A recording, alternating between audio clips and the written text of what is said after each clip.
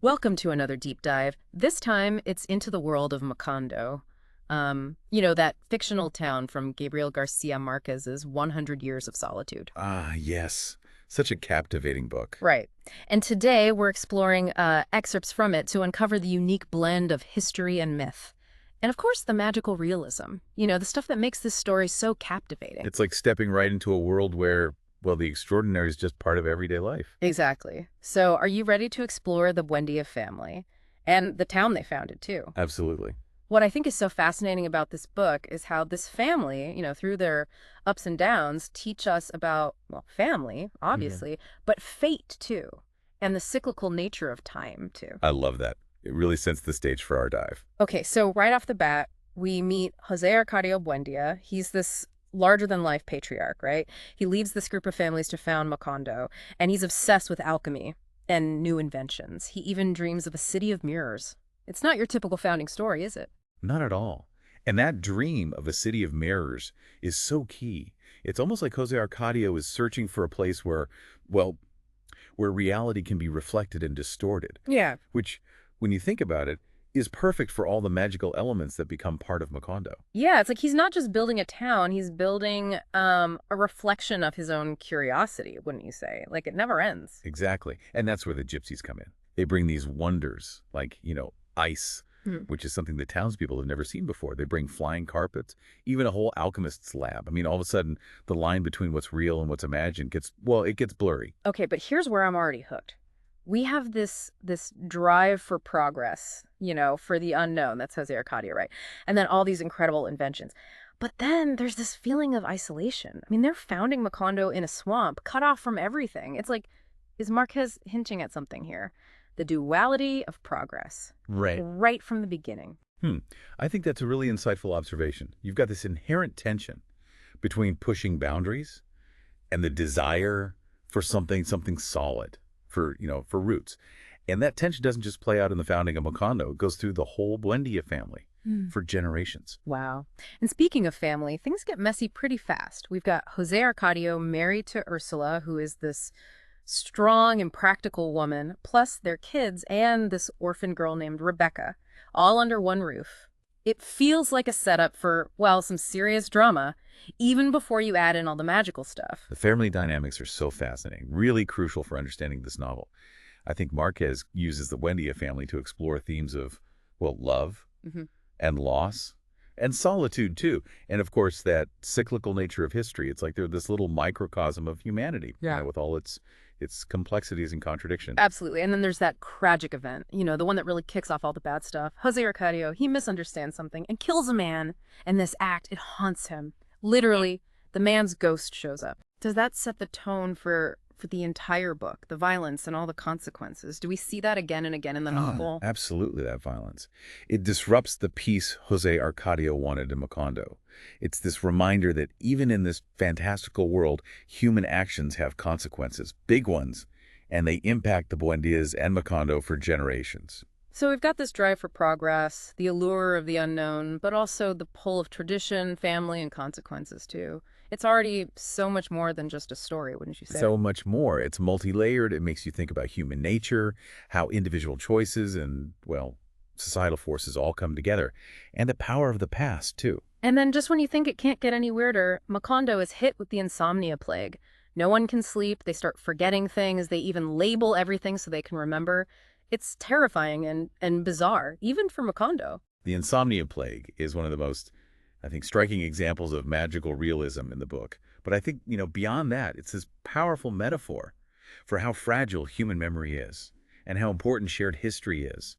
Just imagine a world where you can't remember, well, basic stuff or the faces of people you love. It's a loss of self. It is, it's unsettling. It's like that fear we all have, losing connections, losing memories, the things that make us who we are. Exactly. And the way the people in Macondo cope by, labeling everything, it's practical, sure, but it's also like Marquez is commenting on how we try to create order when everything's chaotic. But even then, their efforts to control it, like Jose Arcadio trying to, invent a cure, they all fail. So interesting. Even with flying carpets and alchemy, there are limits. I'm sensing a theme here. It seems like Marquez is exploring this idea Yeah. that some things are just out of our control. Yeah. We're subject to forces bigger than ourselves. Maybe it's fate or history or the mysteries of the universe.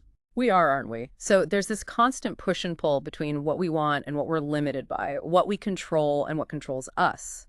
And it's all happening in this isolated town built on the dreams of a man obsessed with the unknown. This book, it's a reflection on what it means to be human, isn't it? You got it. And that's exactly why 100 Years of Solitude is still so relevant today. It's this timeless exploration of the human condition, but with, well, magical realism to make it even more vivid. And this is just the beginning. Stick with us as we go deeper. We'll follow the Buendia family line, see the political turmoil in Macondo, and find out what happens when progress goes too far. This deep dive is just getting good. As we, kind of dig deeper into 100 Years of Solitude, there's this fascinating paradox that pops up. A paradox. Oh, tell me more. I love a good paradox. Okay, so even as Macondo, faces its decline, Marquez keeps exploring, the full range of human experience, like especially love and relationships. It's true. It's like, even with all this doom hanging over them, the characters are still driven by their desires, their passions. Like, it highlights how life, even at the very end, is messy and unpredictable. Yeah, exactly. And I think one of the most captivating examples of this is, the relationship between Aureliano Segundo and Petra Cotas. Yes. I mean, their love affair, it's gone on for decades, right? Yeah. And it becomes this anchor, this comfort amidst all the chaos. It really does. It's like, the face of ultimate loss, they find refuge in each other, in human connection. Right. And what strikes me is how their relationship, it kind of challenges societal norms. Petra the Cota, she's often labeled as the other woman, but she's this strong, independent character. She doesn't let society define her. I agree. She's not a victim, no way. She knows her worth and embraces her desires. Even when they go against what society expects, she almost represents this freedom, I see that. I do. It's like her relationship with Aureliano Segundo, it's the opposite of all those rigid social structures, the ones that actually contribute to Macondo's downfalls. Like Marquez is saying, there's always room for individual choice, even in a society that tries to tell us how to live and love. Exactly. And it makes you think, doesn't it, about those external pressures like societal expectations, family traditions, and how they clash with our own desires. Do we conform or do we, forge our own path? It's a question that comes up again and again in this book. And it's not just about, romance. Look at Amaranta. She spends her whole life weaving her own shroud, denying herself love and happiness. Oh, Amaranta. Yeah, she's a tragic figure, consumed by guilt and regret, and this twisted sense of duty. She chooses a life of solitude, Her story is heartbreaking. It makes me wonder, is Marquez suggesting that by denying ourselves, we not only hurt ourselves, but also, contribute to the unraveling of the world around us? It's possible. It's like Amaranta's personal tragedy. It mirrors what's happening to Macondo. They're both decaying, collapsing under the weight of the past. That's a powerful connection. It makes you wonder, what if Amaranta had chosen love? Could that have changed Macondo's fate? It's a question that stays with you. Even after you finish the book, it speaks to how powerful individual choices are. Even when circumstances seem predetermined. They do, don't they? And as the book goes on, those choices, they become even more poignant, especially as Macondo starts to literally crumble under all that rain. Oh, yes. That relentless rain. It symbolizes decay and isolation. It's as if nature itself is mirroring the town's decline, spiritual and moral. It creates this feeling of melancholy. The end is coming, but the characters keep leading, they keep loving, making choices, like they're clinging to life even as the world falls apart. They are, aren't they? Yeah. And in this last part of the book, that's where Marquez's magical realism, it really shines. Reality and fantasy, they blur completely. It reflects how the characters are struggling to make sense of everything, their world, their place in it. Like that scene with Aureliano Babilonia, he's the last Buendia, right? And he's deciphering Melquiades' parchments, those prophetic ones. And as he reads, the town is literally falling apart around him. Like time is bending, ghosts are everywhere, and the rain just keeps pouring. It's such a vivid scene, breathtaking and a little terrifying too, isn't it? It is. It perfectly captures, I think, the brilliance of the novel. Yeah. Marquez uses those fantastical elements, not just to entertain us, but to explore really deep truths about time, memory, those cyclical patterns of history. And as Aureliano's reading, he realizes that the history of his family, of Macondo, it's been preordained, like a story already written, a cycle that can't be broken. That's got to be a tough pill to swallow. It raises this huge question, doesn't it? What's the point of it all? If our destinies are set, if we're just, acting out a story that's already written, then, well, what's the meaning of our choices, our struggles, our triumphs? That's a big question. But maybe, just maybe, Marquez offers a little hope through his storytelling and his portrayal of what it means to be human. Maybe. Even if our lives are, predetermined. Yeah. Even if we can't escape the past. Marquez seems to be saying that there's still meaning in living. Yeah. In the relationships we have. The memories we make. Yeah. The choices we make, however small they seem. Yeah. It's like even within fate, there's still room for agency, for love, for beauty, for that enduring power of the human spirit. I think you got it. And that's what makes 100 Years of Solitude so powerful. It challenges us to, to confront the big questions about life, death, fate, free will. And it immerses us in this world of magic and, well, unforgettable characters. As we get to the end of our deep dive, I'm curious, what do you think Marquez is trying to say about history and how it repeats itself? Are we doomed to repeat the mistakes of the past? Or is there a way to break free and create a different future? It's funny, as we're, talking about history repeating itself, Yeah. the Buendia family and their fate, I keep thinking about solitude, that feeling of being alone. Yeah. It's everywhere in the book. Yeah, it's definitely a big theme in 100 Years of Solitude. And it's not just like physical isolation either. It's deeper than that. A lot of the Buendias, even when they're, surrounded by family, they still feel alone, existentially alone. That's what's so interesting about it. It's like you'd see it with Jose Arcadio Buendia, right? He isolates himself chasing after knowledge. Yeah. And Colonel Aureliano Buendia, even with all his victories, he's disillusioned. And then Amaranta shutting herself away. It's like loneliness runs in the family, like a gene or something. That's a really interesting way to put it. It makes me think that Marquez, he doesn't use solitude as a bad thing necessarily.